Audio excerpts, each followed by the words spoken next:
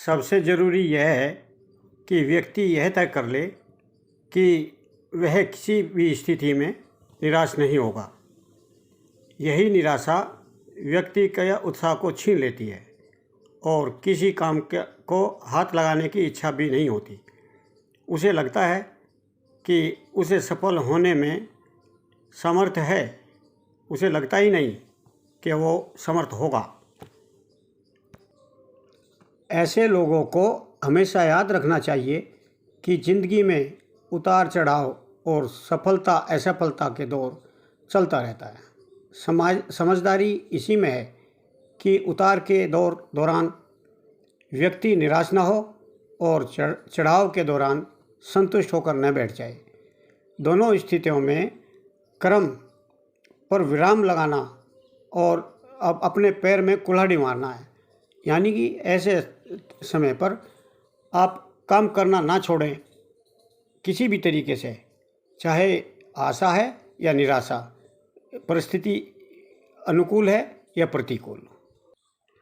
निराशा से चिंता और भय ये दोनों मिलकर व्यक्ति के चित्त पर कब्जा कर लेते हैं और उसे अपाहिज बना देते हैं और उसको असफल होने के लिए विवश कर देते हैं। एक बार एक सुप्रसिद्ध सर्जन सड़क दुर्घटना में शिकार हो गए।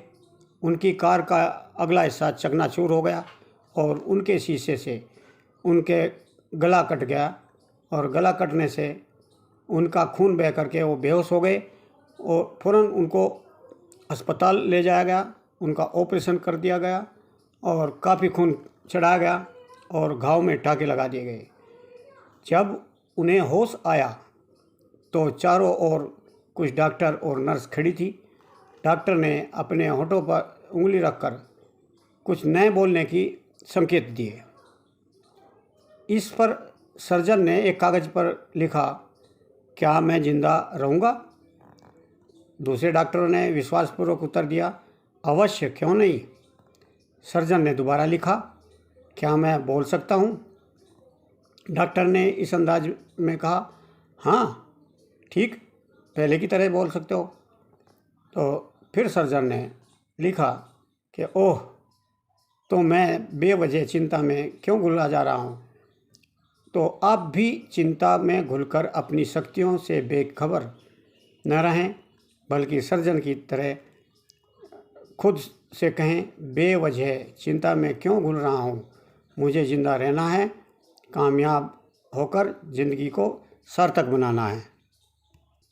हमारी ज़िंदगी में जितनी भी घटनाएं होती हैं उनमें 10% ही दुखद होती है, अन्यथा 90% हमारे लिए अच्छा ही होता है। लेकिन हमारी आदत ही कुछ दूसरी है। हम 10% के लिए अपनी ज़िंदगी को बिल्कुल दुखित कर देते हैं और उदासीन रहते हैं, चिंतित रहते हैं। 90% जो खुशियां हैं, जो हमारे लिए अच्छी हैं, उनको हम भूल ही जाते हैं, उनका मज़ा लेना ही भूल जाते हैं।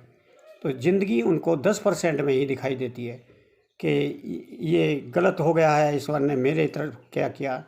तो आप 100% में से 10% तो गलत होगा, 90% अच्छा ही अच्छा है। तो आप अच्छे का एंजॉय करें और 10% को अवॉइड कर दें। परमात्मा उसको समय के हिसाब से दूर कर देता है। आप 100% खुश रह सकते हैं। ये अगर आप याद रखते हैं कि 90% खुशियाँ मिलती हैं, आप ध्यान दें अपनी ज़िंदगी में, तो आपको 10% के दुख का दुख नहीं होगा। हर घटना और हादसे के 2 प्रतिक्रियाएं होती हैं, एक उज्ज्वल और दूसरी अंधकार में। एक खुशी देने वाला, एक दुख देने वाला। बड़े से बड़े हादसे भी निराशा या खुशी दे सकते हैं। आज मैं आपको एक लड़की की कहानी सुनाऊंगा जो बहुत ही जीवट प्रकृति की थी, हंसमुख थी और जिंदा दिल थी। उसका नाम मारिया था और वह मियामी में रहती थी। 21-22 साल की लड़की हमेशा चुस्त फुर्त रहती, बहुमुखी प्रतिभाएं थी, उसे संगीत का शौक़ था और विद्यालय में वह गिटार बजाना सिखाती थी। तैरने में भी बहुत माहिर थी। सुबह मियामी के बीच में जाती थी। घुड़सवारी में भी वह बहुत अच्छी थी। वह हॉर्स राइडर क्लब की मेंबर थी। पार्टियों में जाना, दोस्तों के बीच समय गुजारना, नाचना उसके लिए बहुत प्रिय था। सवेरे से शाम तक वह व्यस्त जिंदगी काटती और जब भी घुड़सवारी पर उसकी इच्छा होती तो आधी रात तक का सवारी करती। अपने उत्साह की वो अपार सीमाओं तक का रोज़ व्यवस्था के कारण दौड़ भाग के नतीजे से एक दिन वह बिस्तरे तक पहुंच गई, क्योंकि शरीर की कुछ सीमाएं होती हैं। तो जब सवेरे उसकी माँ कमरे में पहुंची तो उसने समझा कि ये स्वाभाविक नींद नहीं है, यह बेहोश है। उसने डॉक्टर को बुला लिया और डॉक्टरों ने आकर के उसका ट्रीटमेंट शुरू किया। जब उसे होश आया तो डॉक्टर ने कहा कि बहुत हो चुका है, अपनी सारी दौड़ को बंद करो। 1 साल तक बिस्तर पर आपको पूरी तरह से विश्राम करना पड़ेगा, अन्यथा आपका जीवन खराब है। डॉक्टर का लहजा बहुत खुश्क था। मारिया उससे और उसकी बात से डर गई। बिस्तर से उठ नहीं सकती थी। 1 साल तक बिस्तर पर पड़े रहने की कल्पना वह डर गई। तो वो एक दिन नहीं रह सकती थी, 1 साल तो बहुत दूर की बात है। 1 साल तक ना वो खेल सकती थी, ना घुड़सवारी कर सकती थी। अब जो एक दिन अपने घर में नहीं रह सकती, 1 साल तक कैसे रहेगी? मारिया का मन महसूस कर रह गई। उसे लगा 1 साल तक बिस्तर पर पड़ी रही तो उसकी तो लाश ही उठेगी। उसका दिल बैठ गया। लेकिन शाम गुजरते गुजरते उसका एक दोस्त मिलने आया, रॉबर्ट। वह संगीतकार था। वह मुस्कुरा कर बोला, हाँ, तुम्हें आराम की सख्त ज़रूरत थी। अब ये तुम्हारे पर निर्भर करता है कि बिस्तर पर पड़े पड़े अपने समय को किस तरीके से उपयोग में ला सकती हैं। अगर तुम सोचती हो कि बिस्तर पर पड़े रह जाना तुम्हारे लिए असहनीय है, तो इस पीड़ा से उभरना, तो इस पीड़ा से कोई भी आपको उभार नहीं सकता। आपने इसका सदुपयोग करना है। आप कैसे 1 साल काटेंगे, ऐसा कुछ सोचना है। उसने सलाह दी कि 1 साल तक आप खूब किताबें पढ़ें, ज्ञान इकट्ठा करें, संगीत सुने, संगीत सीखें और कोई संगीत बजाना भी सीखें, तो आप अपना इसका कुछ प्रयोग कर सकती हैं, आप कुछ सीख सकती हैं, आप निराशा से उभर सकती हैं। तो पीटर की ये बातें उसके दिल में छू गई और उसकी निराशा बहुत कम हो गई। पीटर ने उसे याद दिला दिया कि वह निराशा को अपने ऊपर हावी ना होने दे और किसी काम में बिजी हो जाए। तो उसने ऐसा ही किया। दिन रात सवेरे उठती, किताब पढ़ती, फिर संगीत सुनती, फिर गिटार बजाती। इस तरीके से वो आनंदित रहने लगी, रचनात्मक ढंग से सोचने लगी।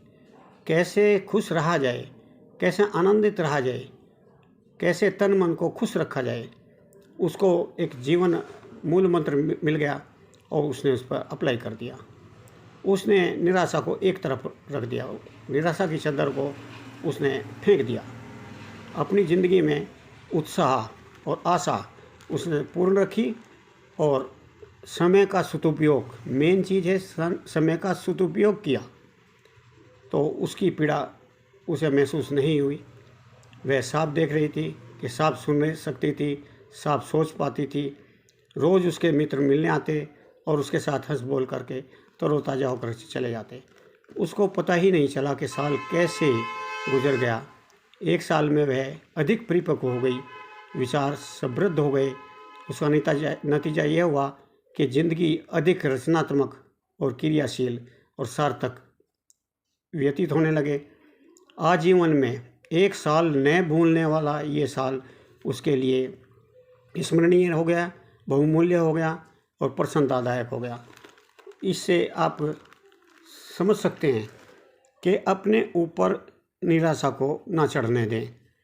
निराशा आपको चिंता में, आपकी ज़िंदगी को जकड़ कर बैठ जाती है। तो किसी भी हादसे को 10% जो हादसे आते हैं उनमें आपको निराशा की तरफ खींचेंगे, चिंता में खींचेंगे। आप उनका भी यूज़ करना सीख जाएं। आप अपने समय को गुरु बना लें और उससे आप कुछ सीखें और सीख करके ज़िंदगी में उपयोग लाएं। धन्यवाद। आज इतना ही, फिर कल नई वीडियो के साथ। नमस्कार, जय हिंद।